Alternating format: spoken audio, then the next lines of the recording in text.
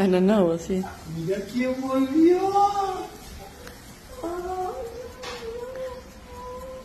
¿Estás contenta? Manda las fotos.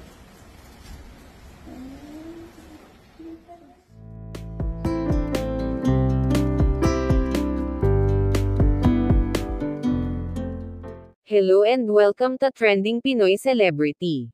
Solen Yusuf at asawa nitong si Nico Bolz-Ico, sinurpresa ang kanilang panganay na anak na si Tilly. Ayon sa post ni Nico, 29 days nang nawala ang kanilang pusa na si El Gato, at ngayon ay kusa itong umuwi sa kanilang bahay na sobrang ikinatuwa nila. Napakasaya ng kanilang anak na si Tilly nang ipakita sa kanya ng kanyang tatay, ang isa sa paborito niyang alaga nila sa bahay. Maging ang iba pang celebrities gaya nina Heart Evangelista at Iza Calzado, ay nasiyahan para sa muling pagbabalik ng alaga nina Solen. What's the surprise? I don't know, we'll see. Mira quién volvió.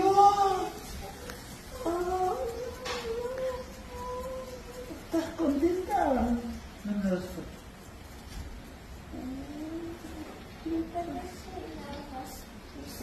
¿Estás triste?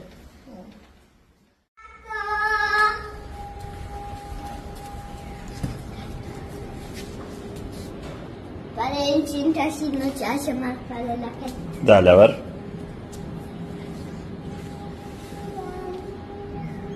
Tenés que agarrarlo, Pipi, no va a venir solo. Si puedes ganarlo. ¿Yo?